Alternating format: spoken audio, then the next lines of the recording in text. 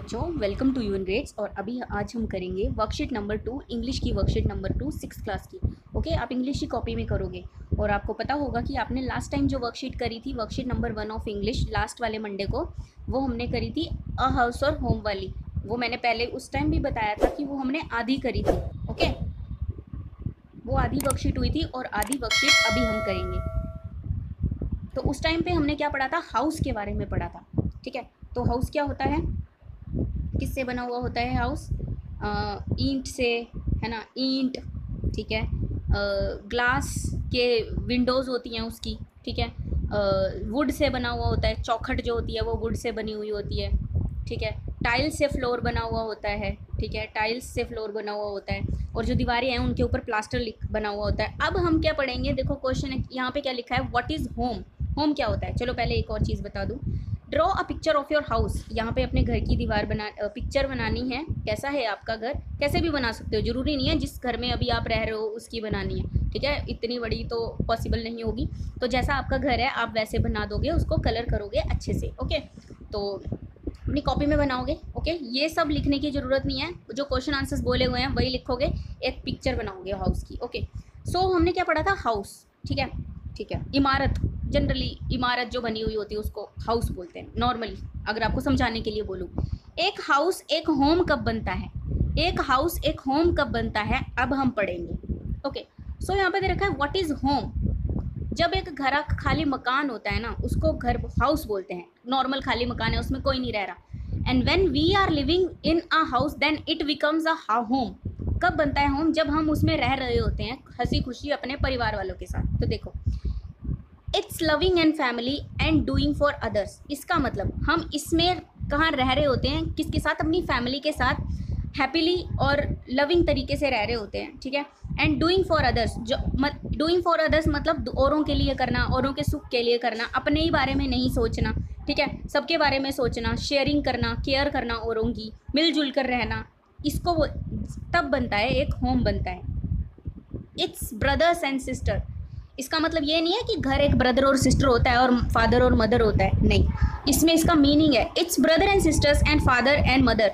कौन रहता है हमारे साथ घर पे? मम्मी पापा रहते हैं और ब्रदर और सिस्टर रहते हैं। ठीक है, तो ज़रूरी नहीं है यही रहते हैं, हमारे ग्रैंड पेरेंट्स रह सकते हैं, अंकल आंटी रह सकते हैं, चाचा चाची रह सकते हैं। ठीक है, तो ये सारे रह सकते हैं।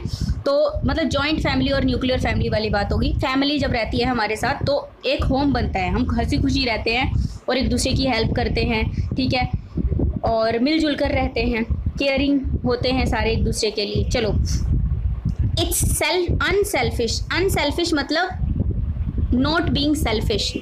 नॉट बीइंग सेल्फिश मतलब सेल्फिश नहीं होना। ठीक है, सेल्फिश नहीं होना, सेल्फिश नहीं होना, सबके बारे में। सेल्फिश का मतलब होता है कि वही खुद गर्ज होना, अपने बारे में सोचना। अनसेल्फिश मतलब कि सबके बारे में सोचना, अपने तक ही सीमित नहीं रहना, ईगोइस्टिक ना होना। ठीक है, एंड काइंडली शेयरिंग। काइंडली मतलब काइंड होना, sharing and showing your love your loved ones, you are always caring. मतलब अपने लोगों को, अपने जो मम्मी पापा हैं, भाई बहन हैं, उनको ये दिखाना है कि आप हमेशा उनके लिए हो और आप हमेशा उनके लिए केयर कर रहे हो। इसका मतलब ये है कि दिखाना ही नहीं होता, वो चीज़ करनी भी होती है। दिखावा नहीं करना, ये सारी चीज़ें करनी भी हैं। ठीक है, जब ये सारी चीज़ें होती हैं तो हमारा जो होम है, हाउस है, वो होम बनता है। घर कब बनता है? एक घर तो ऐसे इमारत खड़ी कर दो, ठीक है, उसको हाउस बोलेंगे। जब उसमें फैमिली, हम अपनी फैमिली के साथ हंसी खुशी रहते हैं तो उसको एक होम बोलते हैं, तब वो एक होम बनता है। ओके, सो अब देखो, अब देखें, the word house and home don't mean the same. Yes, these are not same. इन वर्ड्स का मतलब सेम नहीं है। Brick, cement, wood and glass make house. तो इसने खुद ही बोला हुआ है कि हाउस कब बनता है? ब्रिक्स, वुड, ग्लास, इन सब से हाउस बनता है। तो it has doors and Windows and chimneys. जो विंडोज चिमनीज वगैरह होती हैं, फर्स्ट वाली वर्कशीट हमने करा था, फर्स्ट वाला स्टैंजा। तो वेयर एज होम क्या होता है? ये तो सारी चीज़ किसकी डेफिनेशन हो गई? ये हाउस की डेफिनेशन हो गई। Okay, so whereas a home is made of a beautiful family. A family consist of father, mother, brother and sister. ठीक है, तो होम कब होता है, कब बनता है? एक फैमिली से बनता है, जो फैमिली होती है। और फैमिली कौन कौन से होते हैं? Father, mother, brother, sister. ठीक है, then all the members of the family are deeply attach to each other. They have love and care for each other. They share their feeling with each other. ठीक है, सारे अपनी problems एक दूसरे के साथ शेयर करते हैं, उनको सॉर्ट आउट करने में हेल्प करते हैं, ओके, और एक दूसरे की केयर करते हैं, एक दूसरे के साथ डीपली अटैच्ड होते हैं, तब ये होम बनता है।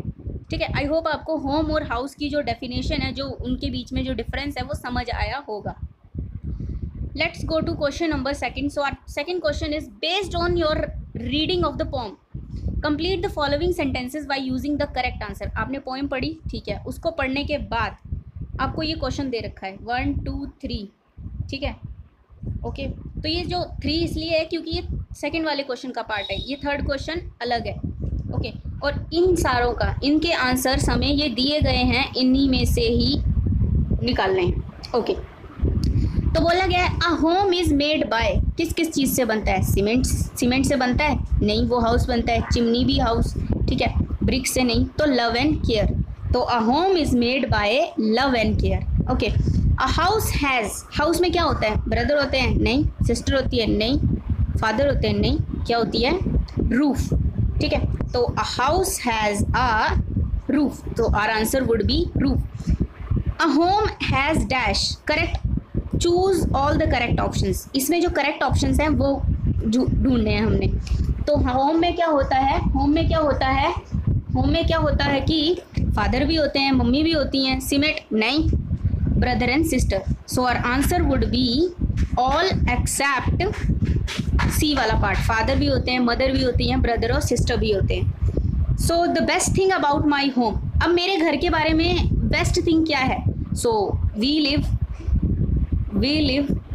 हैप्पीली, ठीक है। बेस्ट थिंग क्या है मेरे होम के बारे में? Is my home is I live happily, HAPPILY, happily with my family,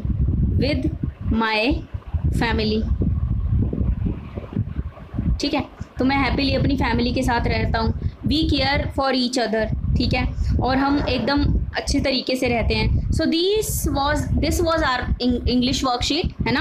अब नेक्स्ट जो वर्कशीट आएगी इंग्लिश की, हम नेक्स्ट मंडे करेंगे। तब तक के लिए आई होप आप पूरी पोएम अच्छे से समझ जाओगे, a house and a home, ठीक है। और इसी के साथ subscribe our channel and thanks for all your support and keep supporting us. Thank you all and thanks for watching. Stay safe, stay healthy. Thank you all.